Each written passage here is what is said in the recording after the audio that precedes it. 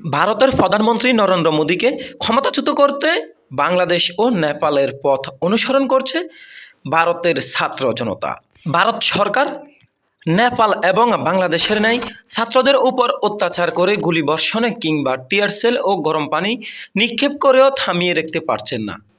অর্থাৎ বাংলাদেশ এবং নেপালের ছাত্র জনতার ন্যায় ভারতের ছাত্র জনতাই ক্ষিপ্ত হয়ে ভারত সরকার অর্থাৎ নরেন্দ্র মোদীর বিরুদ্ধে দাঁড়িয়েছে। নরেন্দ্র মোদী যতই কলা কৌশল অবলম্বন করছেন না কেন, কিন্তু কিছুতেই থামাতে পারছেন না ভারতের ছাত্র জনতাকে।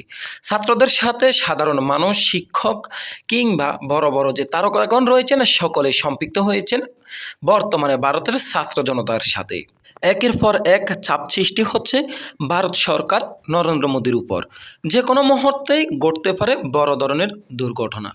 অর্থাৎ নেপাল এবং বাংলাদেশের ন্যায় যে কোনো মুহূর্তে ক্ষমতাচ্যুত হতে পারেন ভারতের বর্তমান প্রধানমন্ত্রী নরেন্দ্র মোদী। ছাত্রদের এই আন্দোলন প্রথম দিকে প্রশ্ন পাশ নিয়ে হলেও বর্তমানে তা মোড় ঘুরে দাঁড়িয়েছে রাজনীতির দিকে।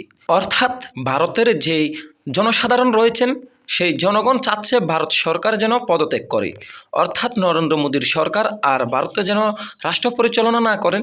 সেজন্যই ছাত্রদের সাথে আন্দোলনে সম্পৃক্ত হয়েছেন বিভিন্ন ধরনের তারকা থেকে শুরু করে সর্বসাধারণ মানুষ। অর্থাৎ সময় যত গড়াচ্ছে ভারতের ছাত্র আন্দোলন তত বেশি ঘনিষ্ঠ হয়ে উঠছে। অর্থাৎ যে কোনো মুহূর্তে ভারত সরকার অর্থাৎ নরেন্দ্র মোদীকে ক্ষমতাচ্যুত হতে বাধ্য করতে পারেন ছাত্র জনতা। এরই প্রেক্ষিতে একের পর এক আন্দোলনকারীরা সংসদ ভবন দখল করারও চেষ্টা করছেন। প্রিয় দর্শক, দেখা যাক শেষ পর্যন্ত কি হয়। আপনার মতামত কি?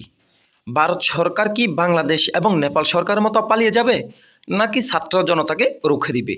কমেন্ট করে জানিয়ে দিন আপনার মহামূল্যবান মন্তব্যটি। আর আপনি যদি আমাদের এই চ্যানেলে নতুন হয়ে থাকেন তাহলে এমন সকল নিত্য নতুন তথ্য পেতে অবশ্যই আমাদের চ্যানেলটি সাবস্ক্রাইব করে পাশে থাকুন। ধন্যবাদ।